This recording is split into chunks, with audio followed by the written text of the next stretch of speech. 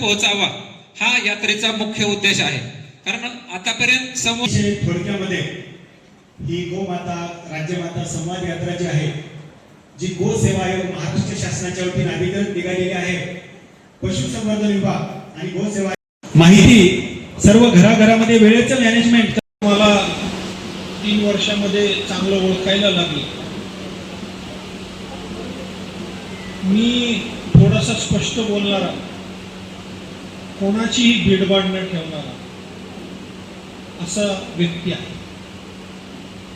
चांगलं असेल, योग्य असेल ते योग्यच आहे, जे चुकत असेल ते चुकतच आहे। आणि त्याचाच परिणाम आहे की आज काहीतरी चांगल्या परिस्थितीमध्ये आज आपला महाराष्ट्र। मी तुम्हाला सांगितलं होतं, ज्या दिवशी मी महाराज आलो तिथे मी सांगितलं होतं की मी खाणार नाही आणि खाऊन देणार नाही। पण काही गोष्टी मला कळाल्या, त्यामुळं मी आता एकच बोलू शकतो, मी खाणार नाही। काही जण अजून चालू आहे, करू बंद। आज उपस्थितांमध्ये आदरणीय चंद्रमणीजींनी एक खूप चांगला मुद्दा मांडला। चंद्रमणि जी, मैं आपको बताना चाहता हूं कि मेरी बहुत इच्छा थी 1.5-2 साल से।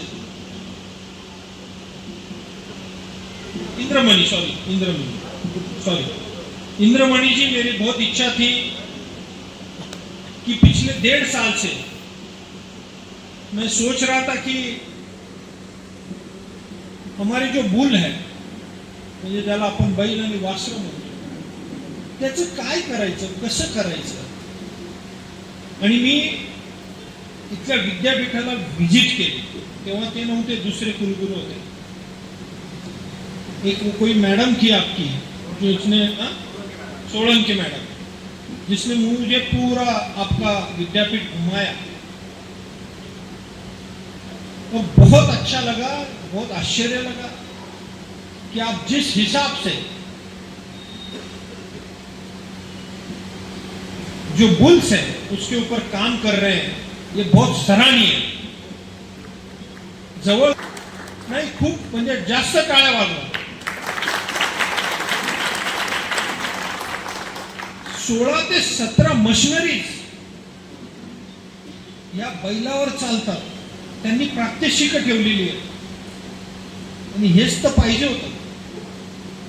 आपण जे म्हणायचो की बैलांचं काय करायचं, बैलांचं काय करायचं, त्याच्यातला हा एक उपाय असू शकतो। आणि मला असं वाटतं, आयोगाची स्थापना झाल्यानंतर पहिलं हे राहुरी कृषी विद्यापीठ, ज्याच्या संशोधन केंद्राला मी भेट दिली,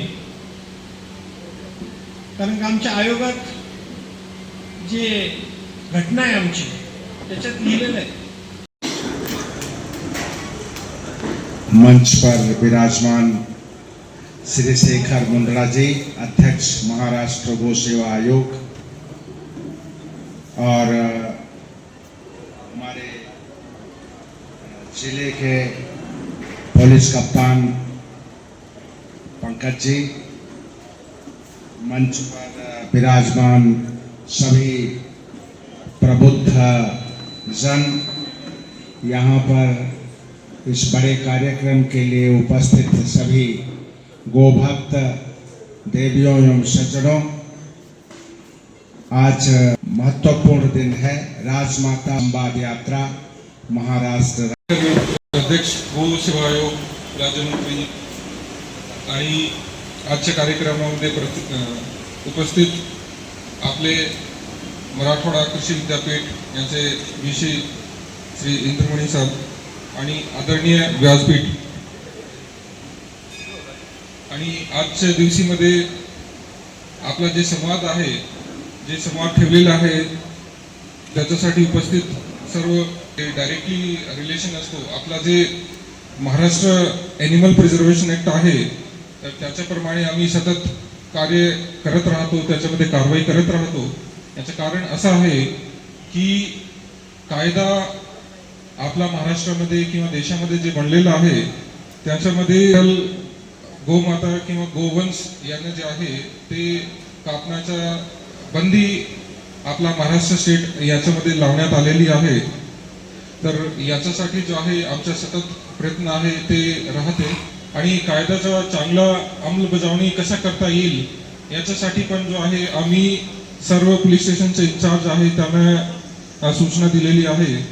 पण याच्यामध्ये कारवाई करत असताना आम्हाला कधी कधी अशी प्रॉब्लेम येत आहे. तर ते मी मुंदडा सर आहे त्यांना रिक्वेस्ट करतो की त्याचा जर समाधान झाला तर अजून चांगली कामगिरी जी आहे पोलिसांना करता येईल. एक मुख्य विषय जे आहे तो आहे की सरकारने इयर टॅगिंग सर्व जनावर आहे ज्याची खरेदी विक्री होत असतात, ट्रान्सपोर्टेशन होत असतात, तर त्याच्यामध्ये इयर टॅगिंग जे आहे ते मॅन्डेटरी केलेलं आहे.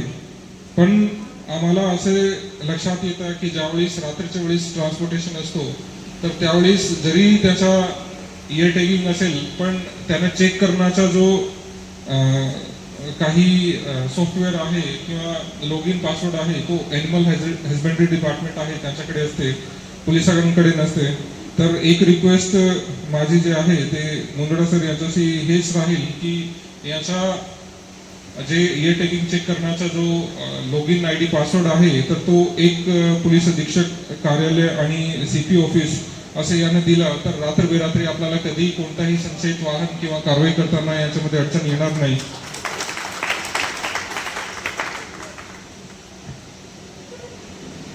आणि आता मागच्या काही काळात आम्हाला असं लक्षात आलं की सूचना देऊन पण जो आहे कधी कधी जो आहे त्याची ग्राउंड लेवल